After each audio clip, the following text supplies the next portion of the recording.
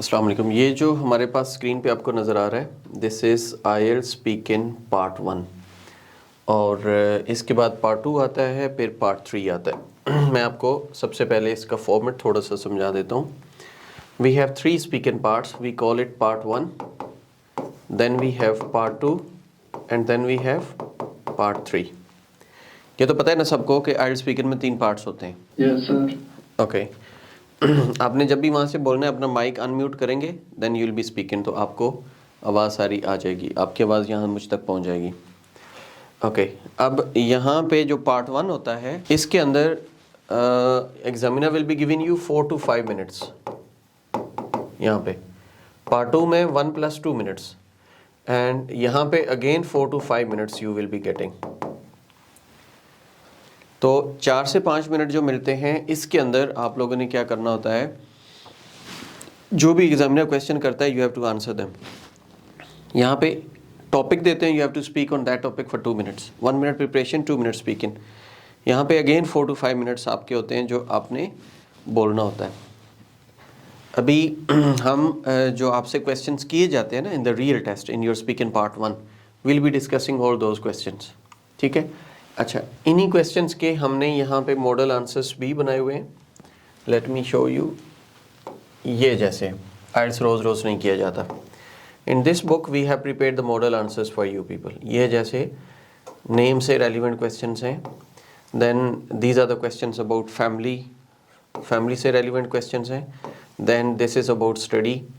Same is the case here. यहाँ पे आप देखें तो you, family, work and then education, studies, like this. So on this page these are the questions and over there are the answers. तो हमने ये questions भी prepare करने हैं, इनके answers भी हम discuss करेंगे। Apart from that there is another book where you are given model answers and you can prepare all those. अब ये जैसे आपके पास है the first part in the IELTS speaking module part 1. The examiner will ask you personal questions about you, your family, your work, your interests, your education or other familiar topics. इसके बाद हमने एक list बनाई हुई है, that is called the categorized list about you, about your family, about the music, about the movies, about the television, about the tourism, clothes, different places, इस तरीके से हैं. Then in IELTS speaking module part 1 of an oral interview, make sure you can speak correctly, clearly, with ease and confidence in the response to each questions. Clearly, confidently, ठीक है, with ease. Don't show examiner कि आप अंग्रेजी सोच के बोलते हैं. When you are speaking in front of the examiner, तो आपने उसको ये शो करना है कि आप अंग्रेजी ठीक बोल रहे हैं. अभी 2 दिन पहले एक यूनिवर्सिटी का इंटरव्यू था, तो क्रेडिबिलिटी इंटरव्यू भी कॉल है फॉर स्टूडेंट वीज़ा। तो उस फीमेल ने जो आंसर्स दिए हैं उसने पहले से रट्टा लगाया हुआ था। तो जो आंसर्स दिए गए हैं, बाद में रिकॉर्डिंग चेक करके उन्होंने बताया है कि it seems that you have rote learning. तो आप एक इंटरैक्टिव सेशन की तरह बात नहीं कर रही थी, आप रट्टा लगा के बात कर रही थी। If you are given such kind of impression, तो एग्जामिनर क्या करता है कि वो आपको मार्क्स कम देता है, ठीक है। तो आपने ईजी वे में रह के उसको आंसर करने होते। Remember to make your answers interesting by providing more than the most basic information. ये बड़ी इंपॉर्टेंट चीज़ है, more than the most basic information. For example, question is do you like music? आप कहते हैं yes I do. This is basic question. अब इससे थोड़ा सा आपने आगे चलना है। Music releases the stress, ठीक है।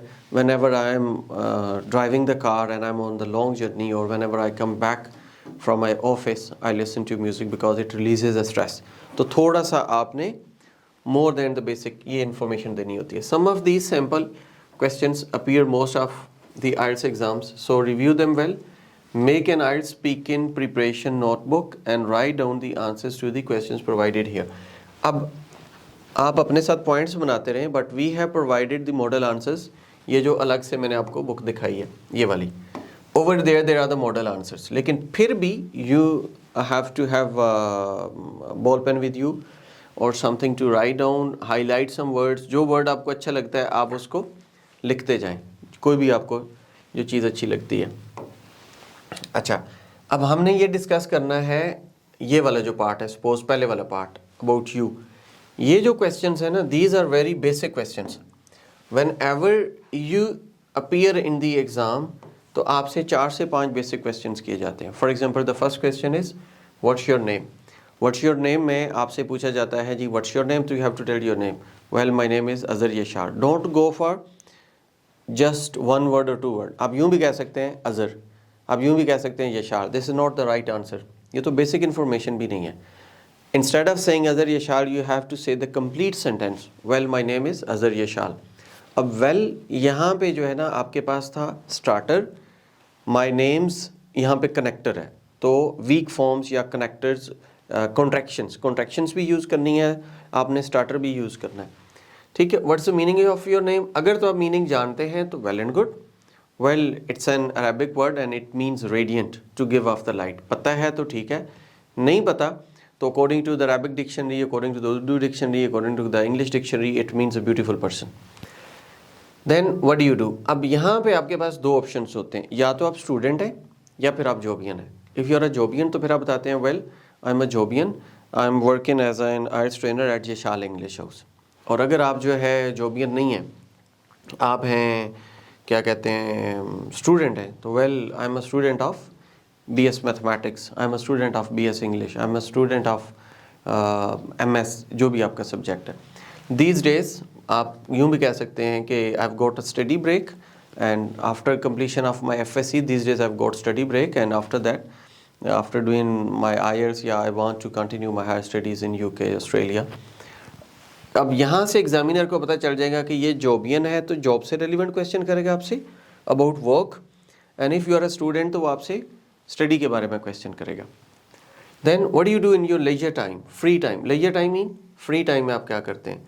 डिस्क्राइब योर एजुकेशनल बैकग्राउंड, ठीक है। Why are you taken IELTS.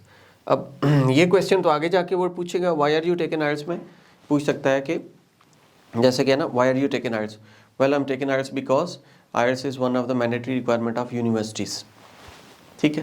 I am taken IELTS because it is the part of UK work permit visa, अगर आप जनरल ट्रेनिंग के लिए UK वर्क परमिट पे जा रहे हैं तो। And if you are going in Canada for immigration, well I'm preparing IELTS, I'm doing IELTS, yeah I'm taking IELTS, I'm appearing in IELTS because IELTS is one of the mandatory requirement of express entry process in the Canada, और PNP जो भी आपकी immigration है उसका process है। तो यहाँ से 3 से 4 क्वेश्चन एग्जामिनर आपसे बेसिक करता है, just to get the idea कि आप बोल सकते हैं, आप सुन सकते हैं, आप रेस्पॉन्ड कर सकते हैं। तो ये तो हो गया आपका बेसिक। अब हम मूव करेंगे टुवर्ड्स फैमिली। अब फैमिली के बारे में I will be asking some questions. Do you have a small family or large family? This question is to Asif Khan. Asif Khan, can you tell me, you have a small family or large family? Yes, sir. I have a large family. Father, mother. My family consists of father, mother, 4 sisters and 2 brothers. अच्छा, अब यहाँ पे आपने कहना है well I have a large family comprising, total कितने members हैं? Total 8 members. Okay, comprising 8 family members, ठीक है, 8 FM family members। अब यहाँ पे एक और वर्ड यूज करना है, इंक्लूडिंग। अब सिस्टर्स कितनी हैं? 2 sisters and 4 brothers. Father and 2 sisters plus 4 brothers plus 2 parents, right? Well, I've got a large family comprising 8 family members, including my 2 sisters, 4 brothers and my parents. इस तरीके से आपने answer देना है।